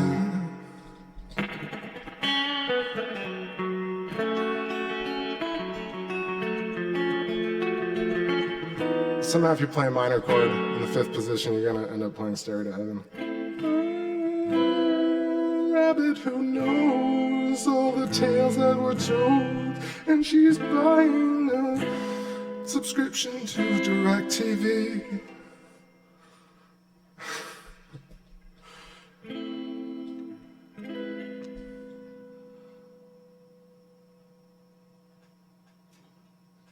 Robert Smith, Robert Pranch. Jimmy Pager. It's getting dark. It's getting dark out there.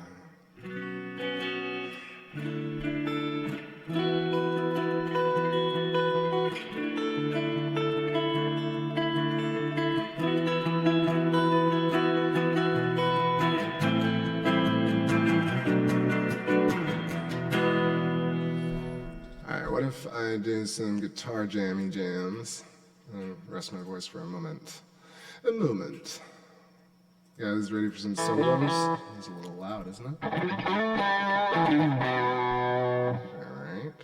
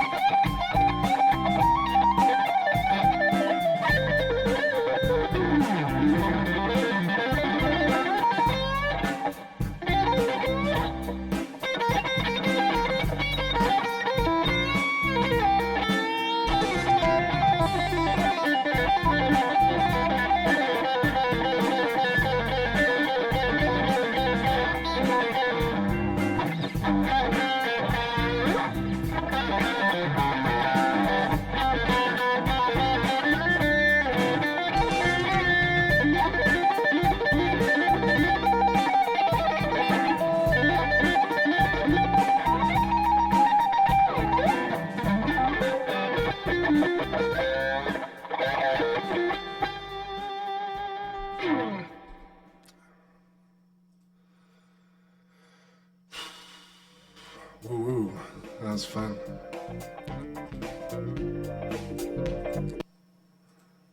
Damn.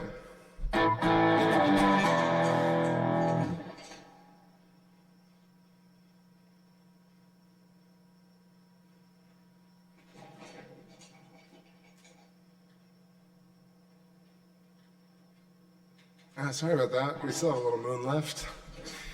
Damn, got lots of fire comments. Thank you. Smoking some ham, smoking jam. That was fun, yeah. Trying out some new techniques.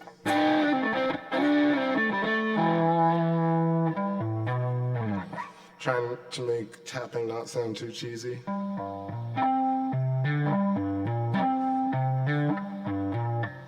Or something like that. Ham tacos. All right, let me do maybe one more, but try not to, maybe a little slower. Sorry. No, this has too much of the same style. Slow blues in F.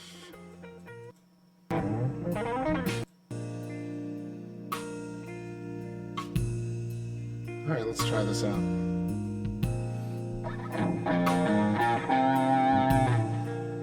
I'll go a little quieter.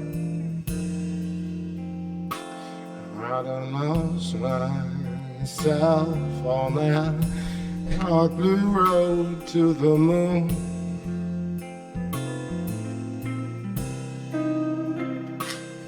And so I greet you, my friend, from the far side of the room.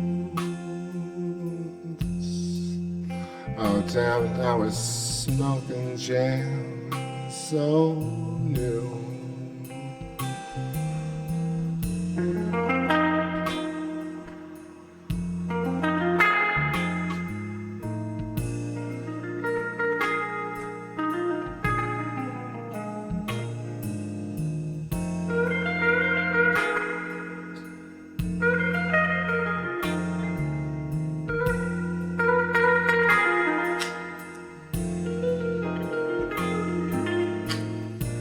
Sit there big-headed Martian.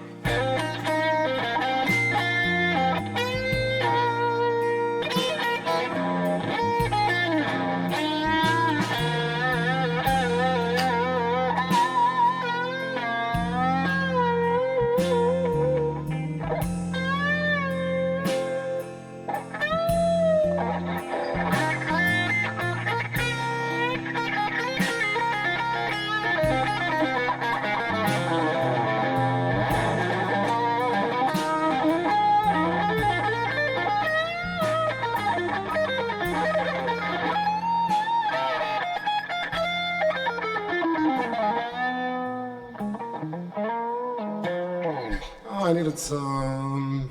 That was. I thought it was going to end some amazing, epically way, but it did not. All right. That ended on time. Let's see, 2 hours in, 2:30, 10:17 on the clock. We lost the moon. Let's check out, see if Jupiter's doing there.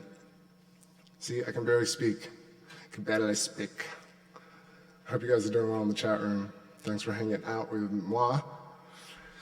That was some blues from a cool channel. I'll give a shout out to the channel. It's called Quist. Quist does some dope backing tracks. But give me an epic ending, man. Fade out after all that. After all that. All right. Let's see.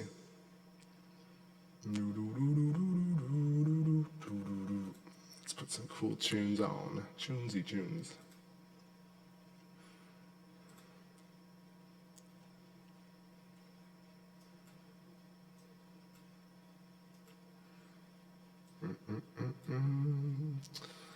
Okay, this is some weird stuff. It's called Deep Dish. And it's just like me jamming for a while and some stuff. So it's a lot of mistakes and then a lot of cool, interesting parts that are kind of like what I do normally for y'all. So enjoy this and take another little break. And we'll try and get some Jupiter in view.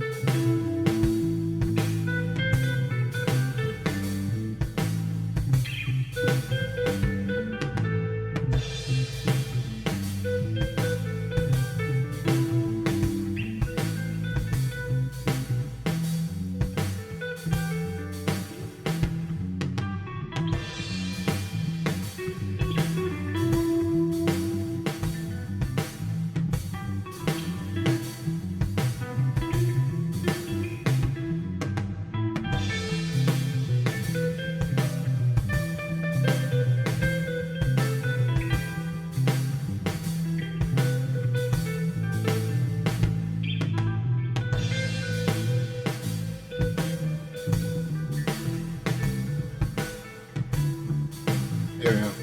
So we got some Jupiter in view. Although it's some Jupiter. It is indeed some Jupiter. Vision is scary, says it seems so far away. I don't know, man. Like, you know, I was, like I said, I was trying to scope it out for a few nights, actually. The past week or so, I've been kind of looking at Jupiter with this amazing eyepiece. It's a Lumetri? No, it's a, what is it called? The Teleview Nagler. No, it's a Delos. A Teleview Delos eyepiece, 17 millimeter. And, you know, diagonal with this 11-inch scope, just looking at Jupiter like I'm showing you now. But when you really look at it through the eyepiece, it's something truly, truly freaking magical. You get to see kind of what the camera doesn't allow you to see here is like the moons are right next to it. And I can show you if I turn up the exposure. but right now you don't see the moons really if you want to see the surface of Jupiter, but in the eyepiece you get to see kind of the surface and the moons at the same time. Yeah, it's pretty small, I mean, but I don't have the magnifier in right now. It's also definitely hazy and the moon is above it, so the moon's going to be affecting the turbulence and the lighting, definitely. It's actually not terrible. See the red spot creeping up? I'll show you all you guys the moons real quick.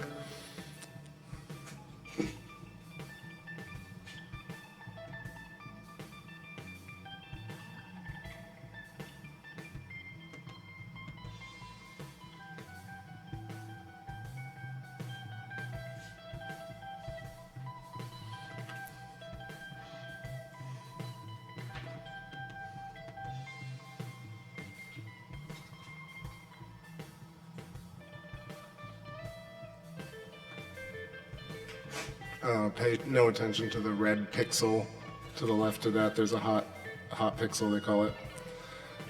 But yeah, those are the moons of Jupiter, the 4 that we can see really through an eyepiece, through this camera. What is the magnification of the eyepiece? 17 millimeter eyepiece, the Delos, and the mirror. I guess the diagonal is a Celestron diagonal prism, and I think it magnifies just a little bit.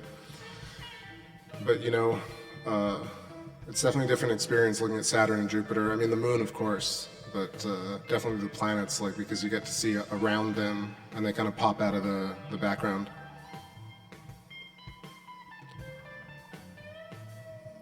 Jupiter is not to the left of the moon. Jupiter is below the moon. To the right of the moon is Spica, S-P-I-C-A. It's a star.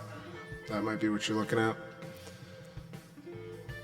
So let me actually pull up Stellarium and check out our Jovian lunar configuration tonight. What's my favorite movie score, says Jacob. Let me think about that for a moment.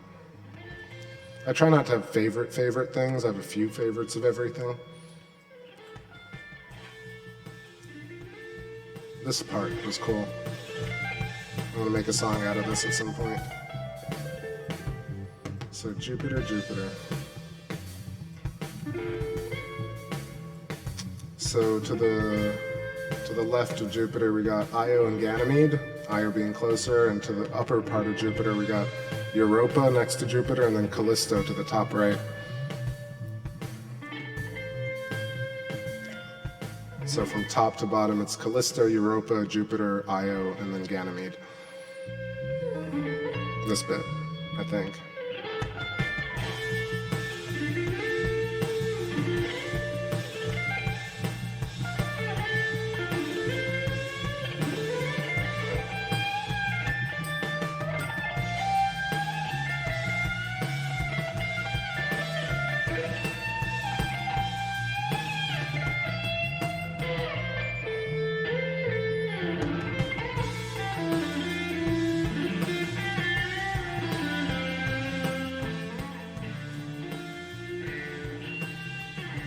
I mean, sometimes you don't see the hot pixel, but yeah, it's there. The thing is, I can probably refresh it at some point, but for now we got that. So it's usually very cool to see. So yesterday and the night before, Jupiter had these awesome configurations with 2 other stars in the system. I don't think they were the moons, but it looked like a kite coming up in a really awesome configuration.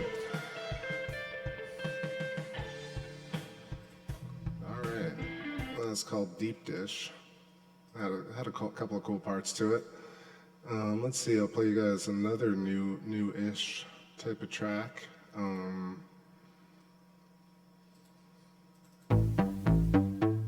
It's like really loud. No, not that.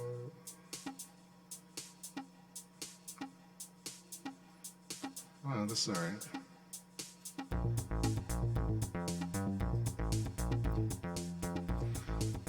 Gun Creep says, can you play Sugar Mountain? Not sure what that is. What? Sugar Mountain. There's a song by...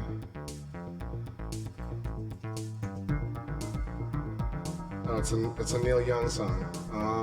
I'd have to listen to it. I maybe have heard it, but Like I said, I'm kind of wary of doing covers lately. I usually do a lot of covers, but damn near every day I got a copyright strike that pops up from like a 2-year-old video. It's like, nothing to worry about, but we caught you playing a song. So, some sort of alert. Hope you're on alert. Do you feel alerted? Now you're alerted that you played a song. It's so stupid.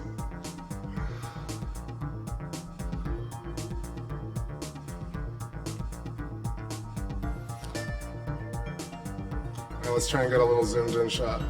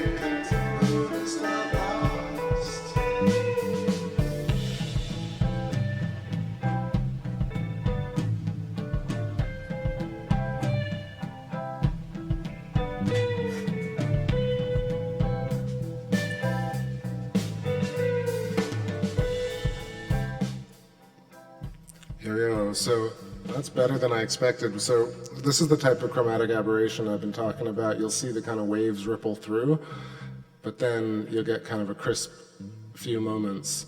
And I'm just wondering, if that's just the normal run of things as an astronomer and I'm just like still new to it, which is definitely possible. But otherwise, that's a 2x Barlow magnification teleview Barlow going in, so we can. This is kind of the largest, actually, like usable view. I can do 3x and 5x, but this is pretty decent. So you got some visibility on the bands. You got the red spot, definitely visible right there.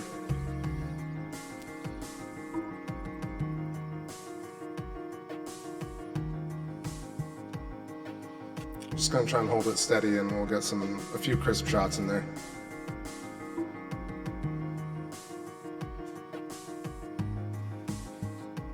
I honestly think you could probably even see the shadow of a moon to the top left, to the left of Jupiter. Not, but if it were rotated, it would be top left. But I guess on the top band of Jupiter, there's a little bit of a shadow.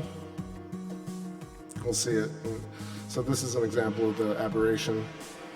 Any astronomers out there who have more experience than me, leave a comment in this video if you see this, and let me know if you have similar issues with focusing in on the planets. We should have some good nights, and right here you can see some clarity, a little bit.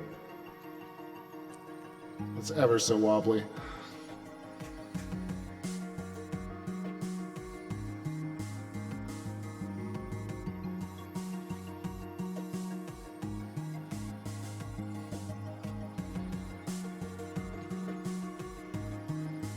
Yo, what's up there, Roger? How you doing? Just in time to kind of see some Jupiter. That's actually really good for the last few months. I mean, it's been almost impossible to get details, so this is a lucky night. Well, feeling pretty good about it.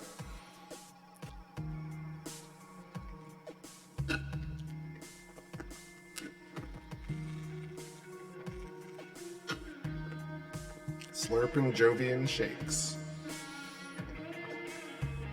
Bill Kersby.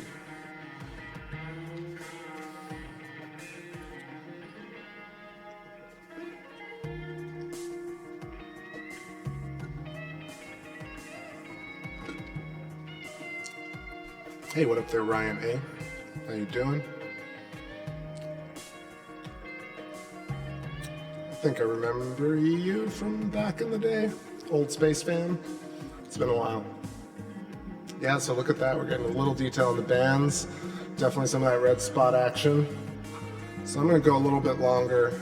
It's closing in on 3 hours, and I'm actually getting a little pooped after all the jammy jams. So maybe another 15 minutes or so.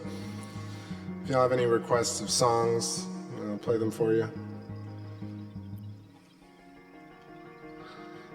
So you'll see that when I talk about aberration, there are two different types. You can see that sometimes it's clear and it's wobbly or wiggly. And that's definitely happening because of the water and the humidity. So you can really kind of see that. But what I'm talking about is the going in and out of focus part, which kind of looks like something else entirely, like magnetics or waves or jet stream. It could be a different type of jet stream, but it's different than having clarity and wiggliness versus like blurriness and sharpness. And it happens on the moon too, but it's obviously less noticeable. But there we got clarity right here, chasing the giant.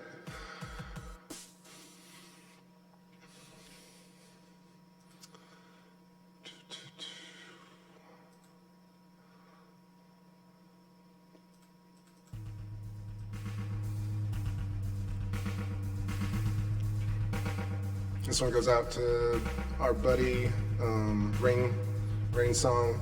If you end up listening to this or hearing this later, this one's for you, man.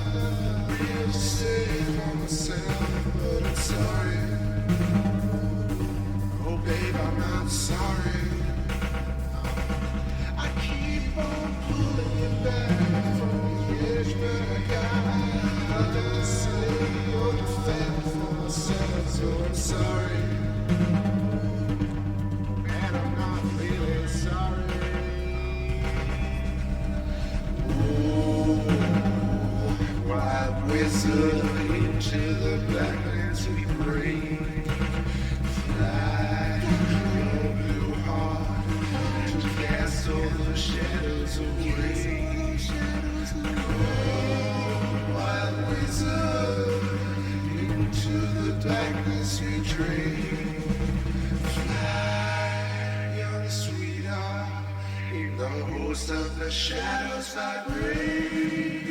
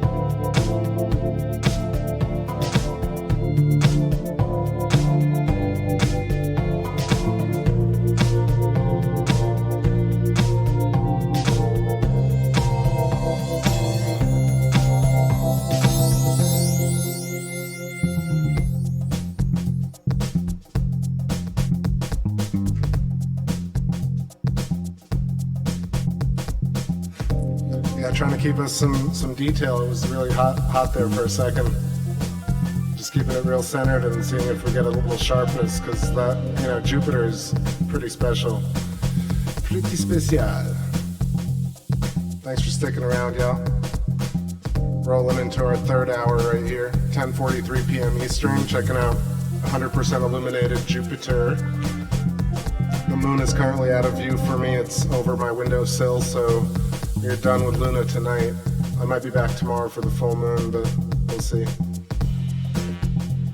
Getting some wiggly wobbly Wimbly Jupiter right here. Weebly Jupes.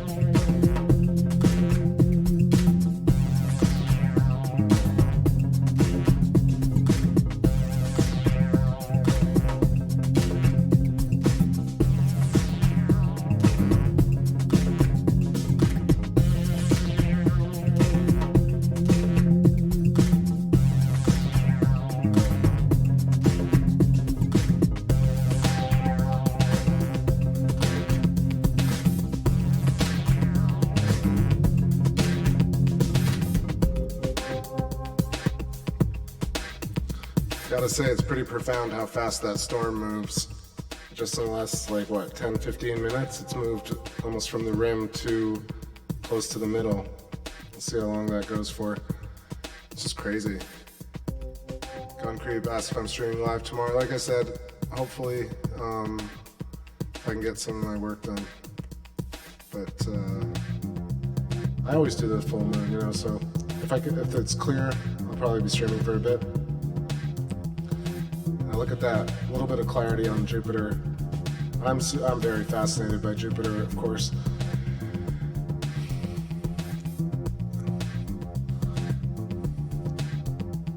Actually, I'll see later on tonight if y'all are up maybe around 2 a.m. I might stream Saturn for a bit if it's looking good, if it looks like this. But I don't know, we'll see.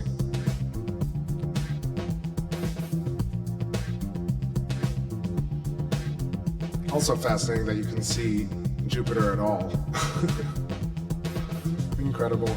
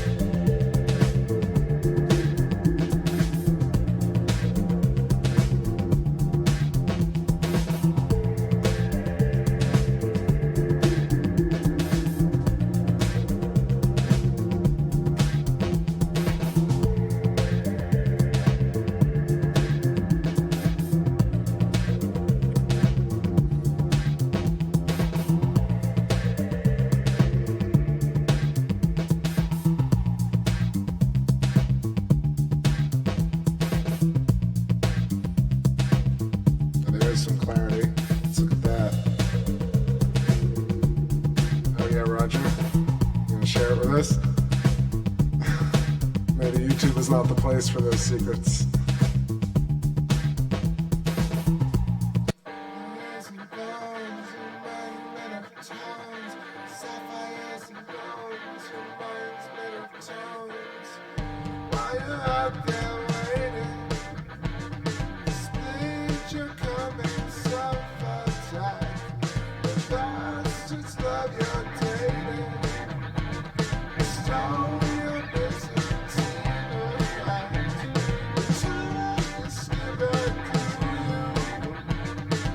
gray and fashion snow. Monday, Tuesday, Wednesday, Thursday, Friday, she's got something riding up her sleeve. And I can't breathe. Oh, Saturday, it's a Saturday. Monday, Tuesday, drift away. She raised the sunshine to the view. It's just a line into the there was this girl I knew. She was the one with the attitude. Now what we want like in the glove, I can't tell me the secret. There was this girl I knew.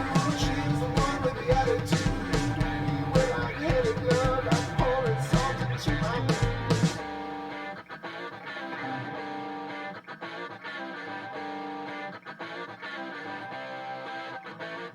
She's got a lucky man that stays home every time she comes over.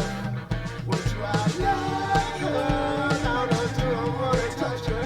Do I love her? No, no, I just wanna watch her. There was this girl I never knew. She was the one with the attitude. We go like hand in glove, like pouring salt into my wound.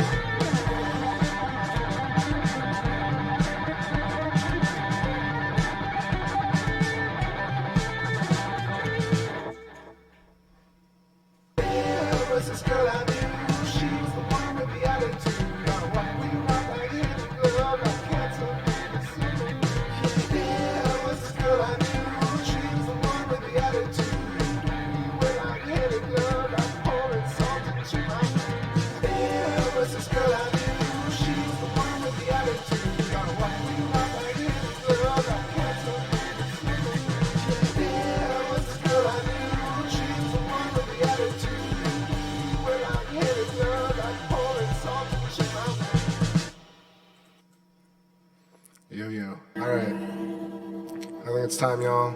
10:51. Last song of the night. This is called Prism Dagger. Goes out to every one of you. I hope you have a great rest of your night. Catch you on the next stream, whenever that is, because time doesn't exist.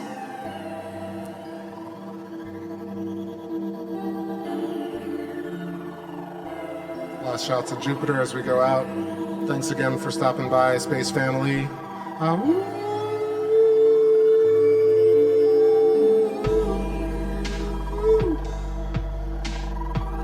To all our brothers and sisters who are not here tonight, big shout out to them if you catch this stream tomorrow. Hope you had a great night. Take care, everyone. Peace.